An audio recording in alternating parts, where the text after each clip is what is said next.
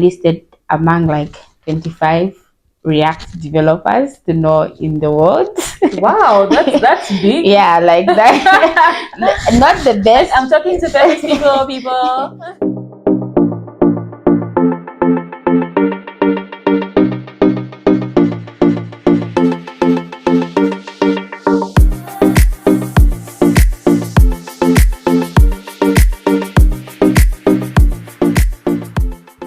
My name is Stella Muloongo Mwanahabantu, and I am a design lead. In my day-to-day job, I'm what you'd call a creative and a product lead. Okay. So in the creative side, that's where I do a lot of UI, UX work, and a lot of graphics design. I lead a team on that end. And on the product side, I work with companies of all sizes, startups and large organizations, to make sure that they are building the right products their products are reaching the people in the right way. All right. And meeting business goals. Yeah. So as a product lead, my day-to-day responsibility is making sure that the teams that I work with, small and big, are building products that meet their customers' goals, while the company also meets its business expectations. Could you just break it down? Like, what exactly would you do as a product lead? What does that look like? Okay, so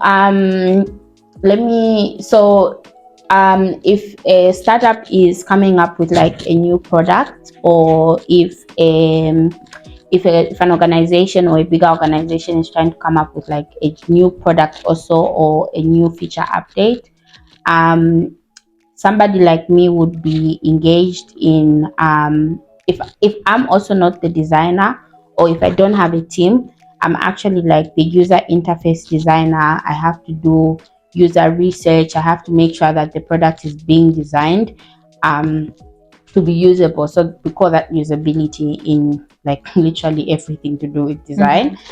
Yeah. And then as a product lead, sometimes you find that you've already received a product that has like an app interface. People are already using it.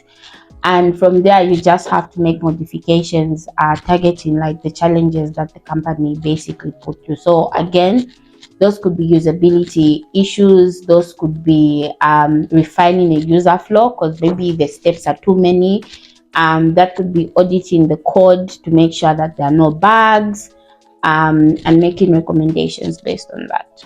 Okay, so tell me, why do we need product and design leads in Take?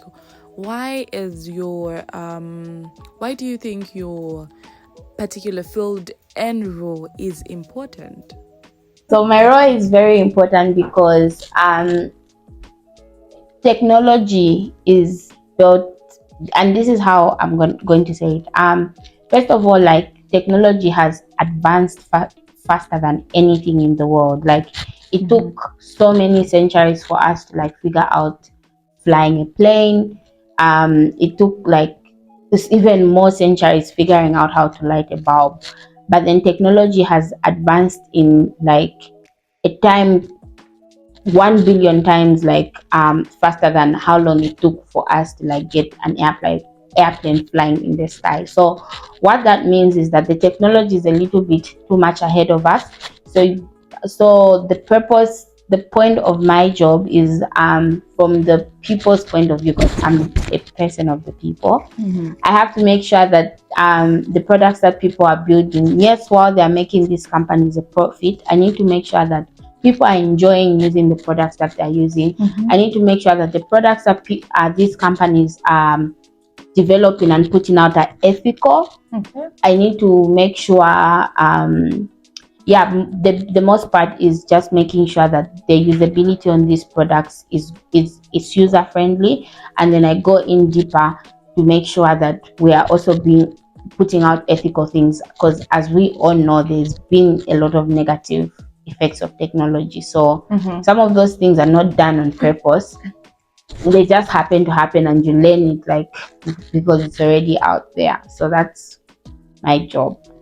Okay. That is very interesting and fun, I would say again. it's really, really fun, because the most important part in my job is literally like the people. Yeah. Yeah, I think it's important to have products that best meet the people's needs rather than just meeting the organization's needs, because I think I've seen a lot of products that of course would meet the organization's need, but as a user you find them not user friendly. You find, like you're saying, the steps are too long. Yeah. You feel like you can do something in 2 steps, but then you have like 110 steps to just do a simple thing. Yeah. So I feel, so it's a pretty interesting space in tech. Yeah. So like what's first sparked your interest to pursue a career in tech? Where did all that come from? Where did it start from? So I studied mathematics at the Copperbelt University, and immediately I finished, I was working for RATSA, which exposed me to like just the fact that there was opportunities in technology for Africans and for women. So because of the nature of the job I was doing at RATSA, I naturally got myself into like machine learning and AI. So I started to speak a lot about that, and like opportunities found me, and it's just been like 4 years since like I figured that out and had to figure out other things, and now I'm here, and I think this is it for me. Okay. I think I like the fact that you said, now I'm here and this is it for me. It shows that you are doing something that you're passionate about and something that you actually love. So tell us, what have been some of your highlights or achievements in your tech career? Okay, so I'll start from I've got 3. I've got 3 in no particular order. So in fact, in a particular order. So in the beginning, like when I was, because I do have like a wide range of experience. Okay. So in the beginning, when I was working as a software engineer, I was actually listed among like 25 React developers to know in the world.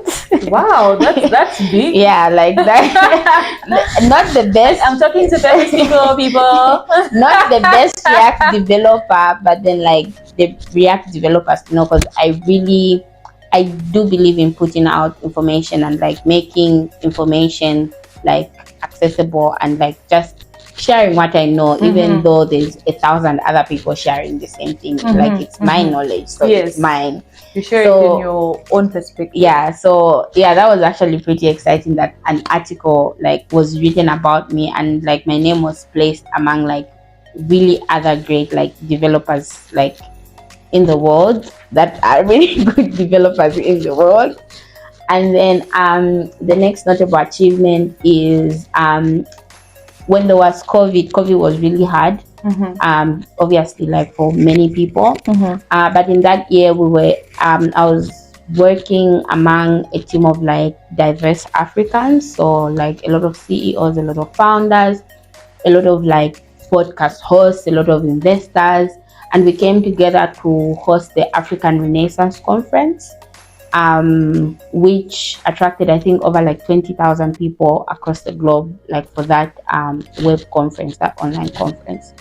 And then finally, again, I don't remember what year, but like I was named like one of the African Tech Accelerators. Yeah, so like I like that. Like those are some of the things, and also my master's degree. Yes. Yeah, those are things that I'm very excited about.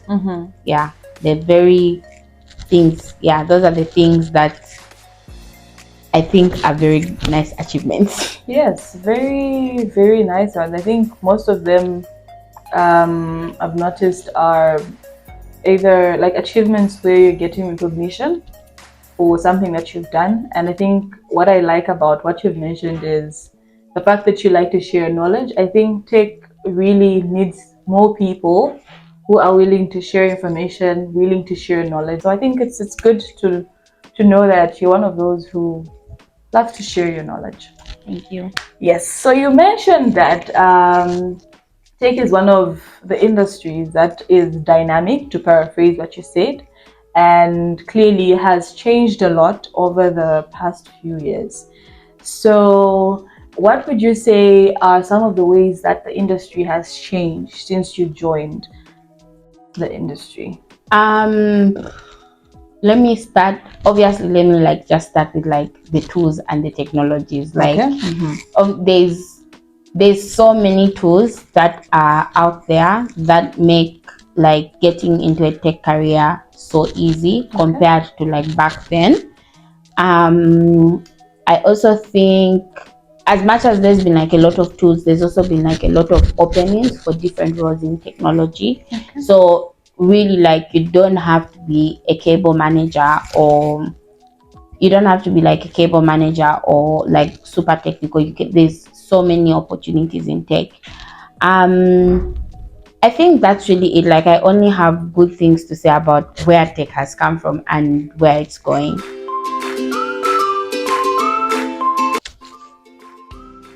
Which hardware component best describes you and why?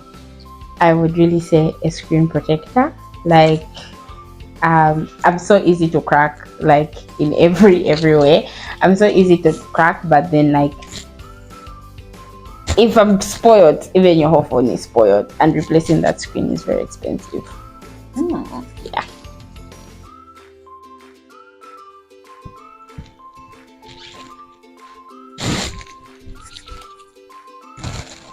What are the best ways to develop your tech skills? Practice, practice, practice, practice, practice. Any skill, practice.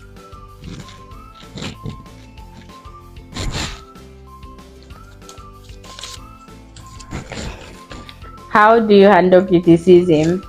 So I'm a consultant, and like, but like something that I've actually like developed over the years is like a tough skin. Like, just don't take it personal, and at the end of the day, like, don't take it personal, and like, hopefully the person that is hearing this is like a good team player, because being a good team player is important in learning how to take feedback. But otherwise, criticism and feedback, don't take that stuff personal, especially at work. Just don't take it personal.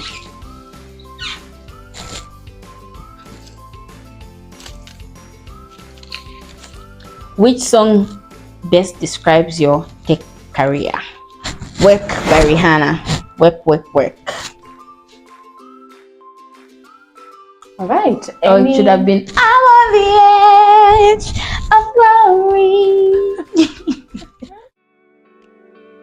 Do you have any last words for the female techies out there?